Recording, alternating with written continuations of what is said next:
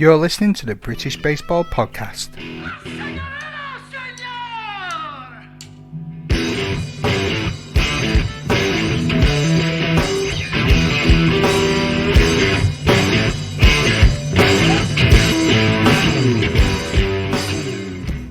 This week's roundup show is brought to you by Dugout Classics, the place to go for all your retro and vintage baseballs, jerseys, tees, and baseball cards.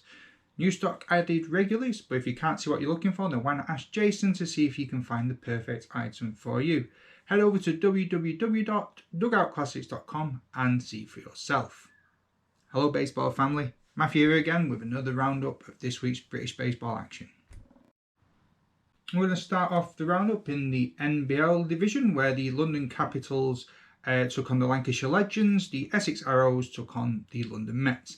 The big news coming out of the NBL was the Lancashire Legends team got their first win of the season, and on Saturday they fought a hard battle contest with the London Capitals, winning their first game 7-4. But they weren't able to maintain that momentum in game 2, and they went down 18-2. And here to tell us a little bit more about the game is the Legends head coach, Jonathan Rodriguez. And joining me now is Jonathan Rodriguez, J-Rod from the Lancashire Legends. J-Rod, talk us through the first victory of the tournament. Hi Matt, how's it going? It was a great. Thank you. It was a great day for the Legends. We were able to come out and take the game to the London Capitals a little bit, and had a great pitching performance by Alex Deakin. He went 6 1/3 innings, and I think he struck out 5 guys.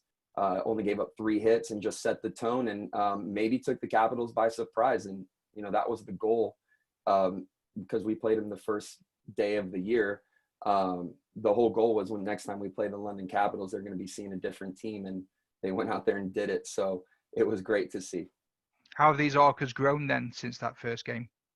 Oh, I can't even put it into words. What they're doing out there is so special on so many levels, and everybody's kind of fighting their own battle. Like, maybe not fighting the battle, that's not a good way to put it, but like, they have their own road in the game and their path, and they have a stage.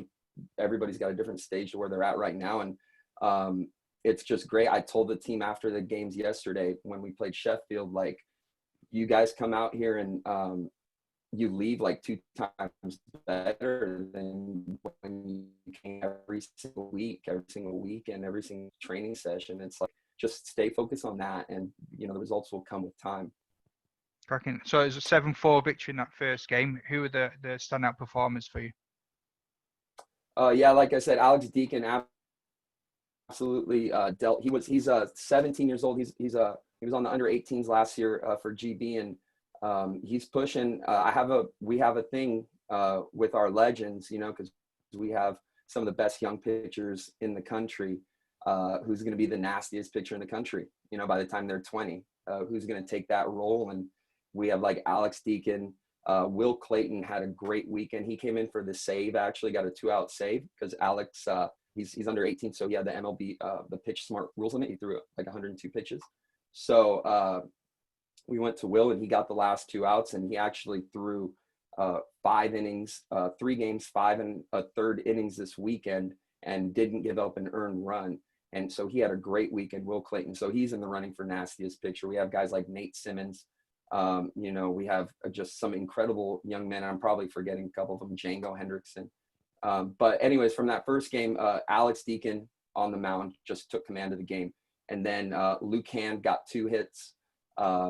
And I believe Angel Chara, our catcher, got a couple hits as well. So it was a great performance. I mean, we came out and scored like 3 runs in the first inning, and kind of rattled them, and our pitcher got into a rhythm and never looked back. And that's baseball. That's taking the game to your opponent. And they actually got control of the game and did it. And that's something we've been working towards.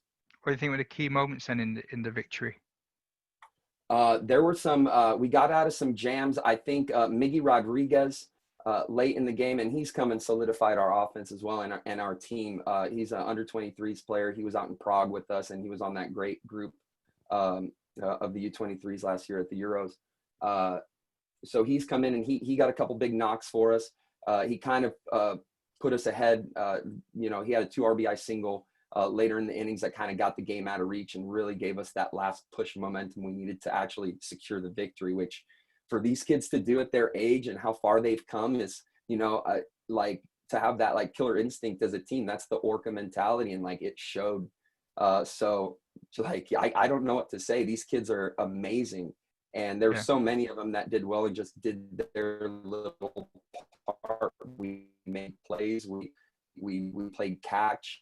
We hustled on and off field. We created the good tempo. And that's, we had some standouts as far as the stat sheet goes, but every single guy in that dugout and on that team created that whole vibe that brought us the win. I loved it. It was amazing. A great day.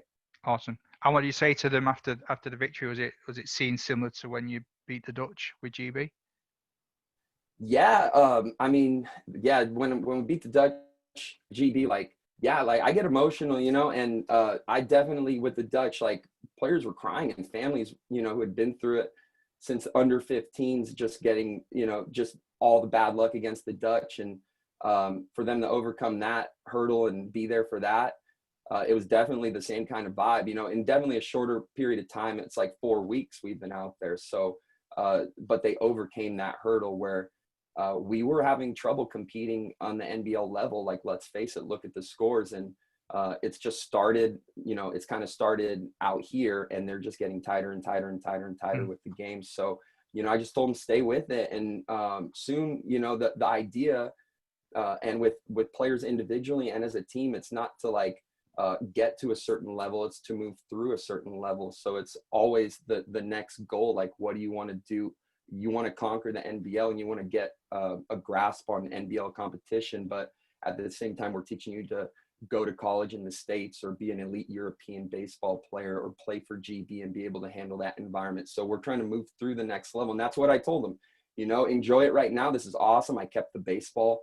I said it's going in the Legends Hall of Fame, which is actually a thing. And I have all the baseballs from all the big moments, and just, said hats off to you guys. You guys did it. And, but this isn't the goal. This is just one little step in it. And, we got to stay hungry. Yeah.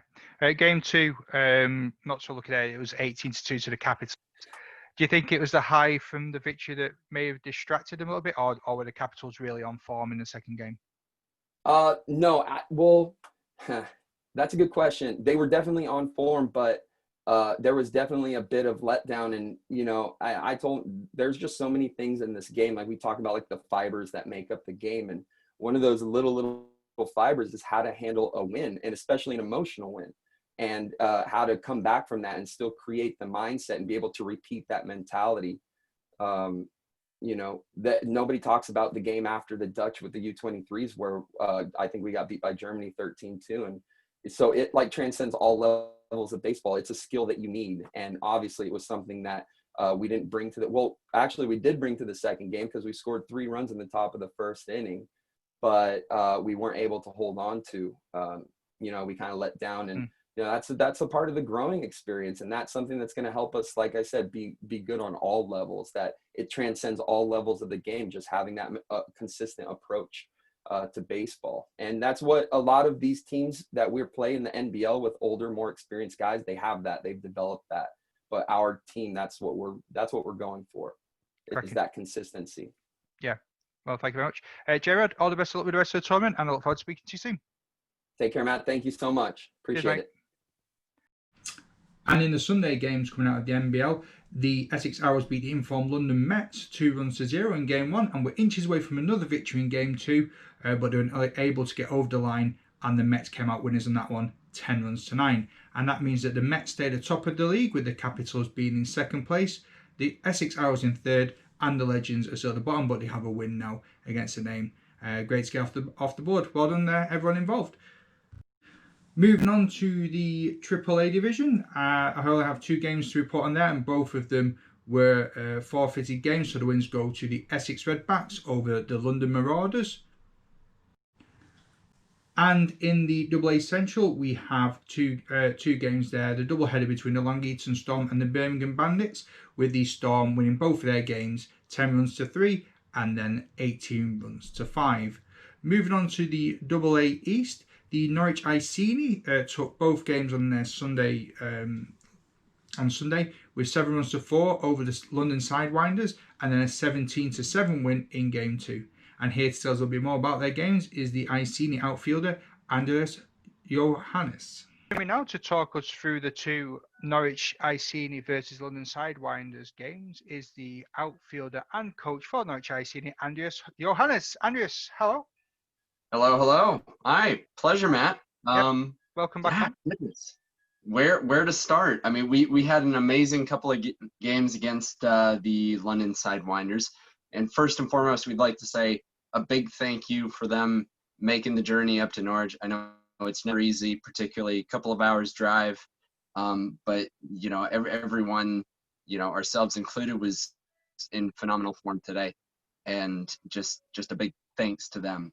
Yeah. So to start you off with the scores, the first game, we started off with a Norwich Iceni win. It was 4-7, and a little bit closer than maybe the scoreline suggests, and I'll talk a little bit more about that in a sec. But then we've got the second game, which really it was pretty much a runaway. The first inning, in the first inning, our guys just continued to pile on the hits, bunch of walks, and just solid plate appearances all around. So at the end of one inning, it was already 10-1, and we just kind of ran with it from there.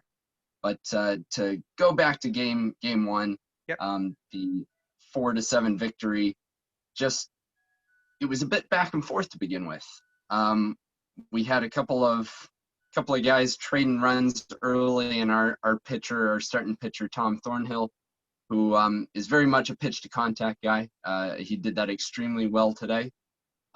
Went out there and just tried to mix it up through the occasional curveball, a little bit of a slider, and then just mixed in his fastball whenever he could, and just really kept him off balance. But I think the overarching theme really, is everyone came to play defense. And that was very apparent, especially in the first match. You know, both teams really making sure that all the ground balls, all the fly balls were being tracked down left, right, and center. And so you really had to scrap in order to get on base if you wanted to leg out an infield single or whatever.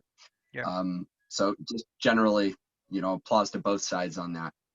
And really where things got blown open was sort of the bottom of the third, when we were tied at 3-3, and the Iceni put two more runs on the board via a mixture of singles, a big run scoring double, and some stolen bases that just all capped things off perfectly. And again, Tom took game one, just ran with it, and we were really happy that he provided us a little bit of length with regards to his pitching. So yeah, my hat's off there, and really a shout out to him on that. Any MVP? Regards to game two, though. Sorry, Ooh, any MVP? putting me on the spot, here, Matt. Geez, I'll be honest. It's been a long time since we've had a pitcher give us this kind of performance, and while I'd love to be able to give Tom the MVP, I think he knows deep down that he really pitched the game of his life. So I'm gonna have to give it to him. But a huge props to everyone on defense for actually enabling him to get that deep. Yeah, nice. Yep. And you said game two was you said at the start there that the first inning was really where you set your foundations for that victory. Oh yeah, absolutely. Yeah, I mean, whenever you can have a 10-run first inning, you know, you're just going to want to try and make sure that you don't let up after that. And I think for a couple of innings there, we got a little lackadaisical, sort of eased up on the pressure there, and that sort of allowed them to open up that game again. But yeah, still, you know, considering that, I think the score there was around about 15-7. I've got it down as 17-7 for the IC. Yeah. 15-7 towards the end of the fifth inning. Mm-hmm. You know, then you're that crucial base knock away from being able to get that 10-run lead back and make sure that you just run with it then. But that's where we had some really phenomenal running grabs. One from our Spanish rookie, Valentin, who tracked the ball into foul territory, hung on to it, and just really great job out there. And you could tell he got a lot more confident towards the end of the second game as well. Also Cool. had a couple of base knocks. So, but I'm probably going to have to give the MVP simply on the basis that, you know, we aren't a big hitting team, but our first baseman Phil Walmsley has been aching to hit a home run, and he just absolutely got into one during that big spot, that first 10-run inning. And I'm absolutely gutted to say that we don't have footage of it, because off the bat, that majestic fly, and he knows, but we'd love to be able to share his exploits with the world. So maybe next time. Yeah, maybe next time. I'll take your word for it. Was there any point there when the Sidewinders started to get back into it that you got a bit worried?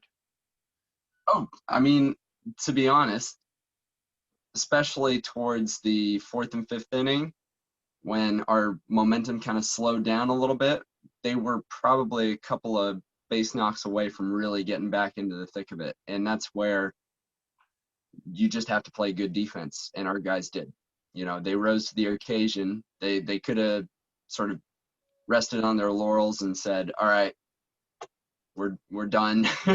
we're completely gassed, but they just kept on pushing, and you could tell that everyone was happy with their performance, because it just all came together nicely right there at the end, with us being able to take that mercy roll and driving those last couple of runs for the walk-off. Yeah, nice. Well, Andreas, thank you very much for your time, and wish you best of luck with the rest of the season. Thank you very much. Pleasure, Matt. And also in that division, the MK Bucks in their first game against the Cambridge Monarchs won 6-0 in their opener and took the win in game 2, 6-4. No change in leaderboard there, with the Bucks staying top on run difference, with the Iceni in second place. The Sidewinders stay third and the Monarchs stay fourth. AA South and the London Musketeers took on the Richmond Dragons in their doubleheader. That started with a draw as both teams scored 5 runs apiece in game 1. But game 2 belonged to the Musketeers as they took home a 16-run-3 victory to see out the first month. Guildford Mavericks took on the Croydon Pirates in the AA South division, where both teams took 1 win each. The Pirates taking game 1 11-4, and the Mavericks taking game 2 12-6. The Musketeers are on bye this week, but they moved to the top of the league due to Richmond's defeat. So it's the Musketeers on top, the Richmond Dragons, Croydon Pirates, Guildford Mavericks, and then the South Coast Pirates. On to the AA Southwest, a league that never fails to produce entertaining baseball. The Badgers faced off against local rivals BC Vetero in 2 closely contested games. Game 1 going the way of the Badgers, 8 runs to 6. And then game 2 also going away to Badgers with 14 runs to 11. The Bournemouth Bears were back in action this week, but unfortunately they weren't able to overcome the high-flying Rebeldes as they lost both games 12 runs to 2 and 12 runs to 0. The Rebeldes now leapfrogged the Vetera to go to the top of the league with 7 wins and 1 loss, with Vetera on 5-3. Badgers there at 2-4, and Bournemouth Bears yet to get off the mark with 0-6. Single A Central, Brighton Jets return to action against the Richmond Dukes. The Dukes looking to climb off the bottom of the table, and in game 1 against the Jets they almost did it, narrowly losing out 7 runs to 6. And in game 2 the Brighton Jets doubled the amount of runs scored by the Dukes by winning 16 runs to 8, extending the lead at the top of the Single A division with 6-0, with Bracknell Infernal there second, Guildford Millers there in third, and the Dukes remaining bottom in fourth. Single East saw 2 undefeated teams going head-to-head as the Forest Glade Redbacks hosted the high-scoring Essex Archers. Would any team come out of this with a continued win streak? Game 1 saw the Redbacks narrowly winning a thrilling 11 runs to 10 victory, and in their second victory of the day the Archers went down again, losing their perfect scoring record 4 runs to 10. The Mustangs bounced back from last week's defeats to win both of their games against the London Minotaurs, 9 runs to 3 and 13 runs to 5. The Redbacks now overtake the Archers to go to the top of and the Mustangs, despite having 118 runs, they remain third. The Minotaurs are yet to win in the tournament and remain bottom, but this is baseball. You never know. A bounce back could happen next week. Single A South East Division was back in action this week with the South Coast Sea Dogs taking on the Kent Buccaneers A team in their doubleheader. Both game 1 and 2 belong to the Buck A's, as they won 19 runs to 3 in game 1 and 15 runs to 3 in game 2. The Kent Mariners hosted the Tonbridge Bobcats in their doubleheader, and both teams walked away with a victory apiece, with the Bobcats taking game 1 14 runs to 11, and then the Mariners winning game 2 15 runs to 7. And there's no change in the lead there, as the Kent Bucks A's stay top, with the Mariners second, Tonbridge Bobcats third, and the South Coast Sea Dogs at the bottom there in fourth. 2 games to talk about in the Single A Southwest Division. Derbies don't get any more local than this, as the Bristol Buccaneers took on the Bristol Bats in 2 of the highest scoring games of the tournament so far. The Buccaneers scored an impressive 10 runs in game 1, but were eclipsed by the Bats' 25 runs, so they lost out on that 25 runs to 10. And then game 2 saw the Bats take another massive lead with 33 runs to the Bucks' 5. And here's to tell us about this game in her debut is the Bristol Buccaneers' Jo Lenton. Yeah, how was your debut? I think it was great. It was really good fun, but the kind of before the game itself, the kind of main thing for me was trying not to get too nervous, and then speaking to as many people as I could really to get some advice. But I think there's also a bit of a fine balance with getting too much advice and then just kind of going into it relaxed and comfortable. So I just asked for some of the current players really who've had a bit more experience, just what kind of things to look out for and focus on the day really, without trying to focus on too many things at once, if that makes sense. Yeah. So what was the best bit of advice then that you received for yesterday? When you're at the plate, just kind of relax and wait for your pitch, which sounds easy, but actually in reality it was quite difficult. And then out on the field really, just kind of the main advice that everyone was seemed to be giving really was just expect the ball to come to you and just try and decide if it does what you're going to do with it early really, and just try and relax. I think that's really important. Yeah. So do you want to talk us through game 1 from yesterday?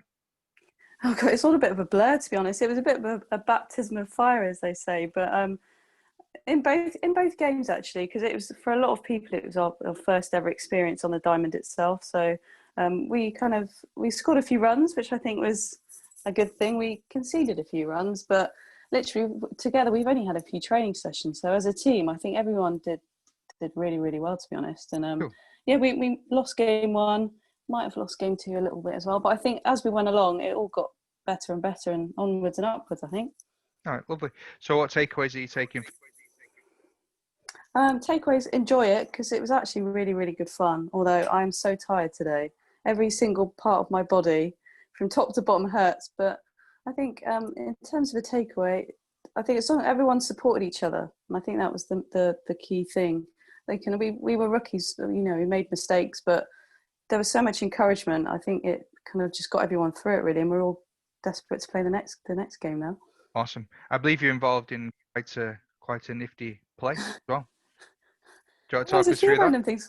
Yeah, there's a few random things going on. I mean, I started off the first game in second base, but by the second I came on in centre field, which was a new experience. But we had this MLB inspired moment. I don't know where it came from, but it came to me in centre field. I relayed it to Molly, who's played for a while, and she's really good and supportive. And she then launched it to Richard at third base, and then it was just awesome. He managed to throw it to home plate, and we got someone out. So it's one of those things you can't really practice, and it just kind of happened. And So it quite awesome. Nice. Yeah. Well, thank you very much for your time, and keep in touch with us. Let us know how you get on with the rest of the season. I wish you all the best. Cool. Thanks very much. No problem. Take care.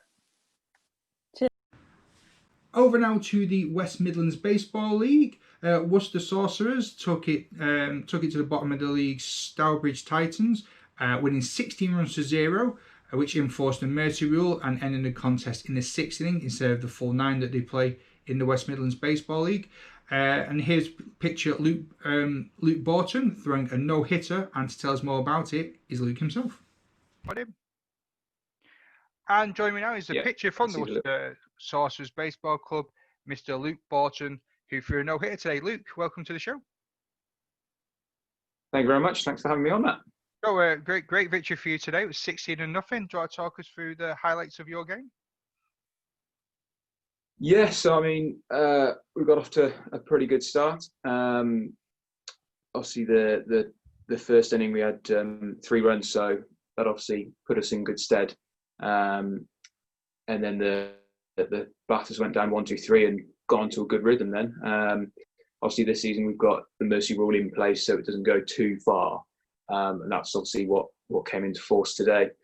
So we have 10 runs up through 6 innings. So obviously we cut the game short after those 6 innings. So yeah.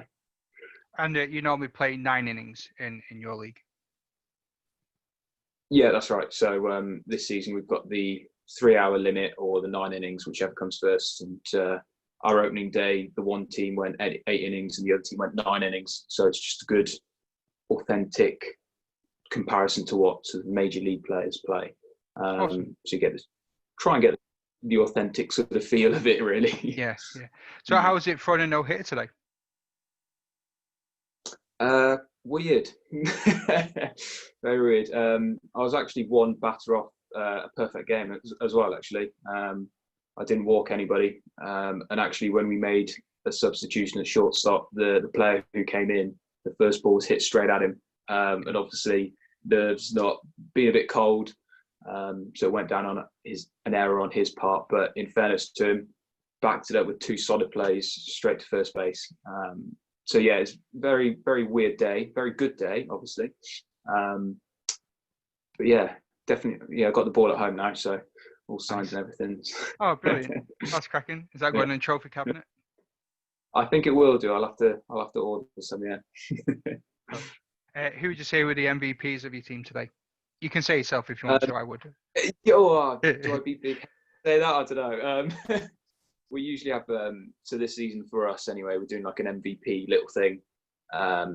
So first week it was myself, and then last week is a player called George, and then this week we'll have a discussion and see who comes out. But I'll catch up. Bryn also had a good day at the plate hitting, went 4 for 4.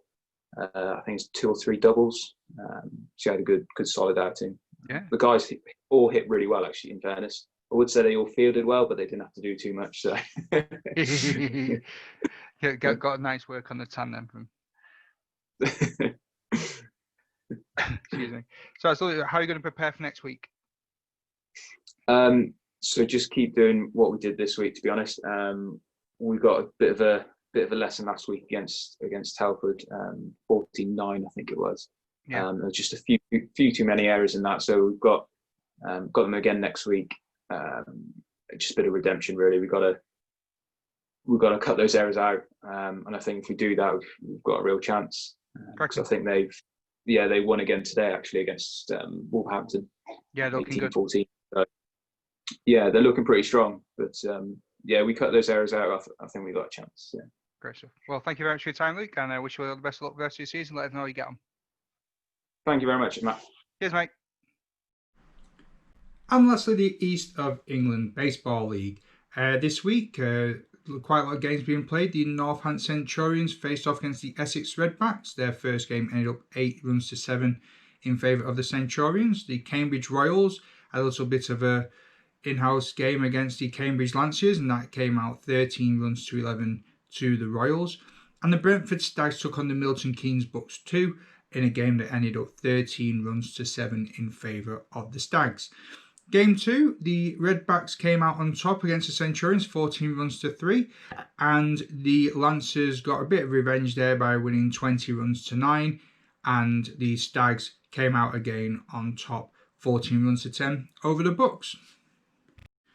So that's it again for this week's roundup. Thank you very much for all those coaches and players that gave me their time today. Really do enjoy having these little chats between players, meeting people for the first time virtually, and having a nice chat with people from all over the country about their baseball clubs and the passion that is baseball. So if you'd like to come on to the show to do a roundup at any time, just drop me a DM on Twitter. It's at BritBaseballPod, or email the show at BritishBaseballPodcast@gmail.com.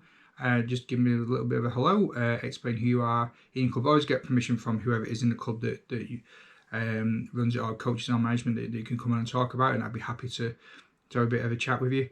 And if you could subscribe if you're watching this on YouTube, we're nearly 100 subscribers. Ooh, 100. Which would mean a great deal to me, because it means I can give the channel a proper name and not be 74QP capital N blah blah blah blah. Anyway, that's it for me for this week. Stay safe, and I'll see you next time. Ta-ra.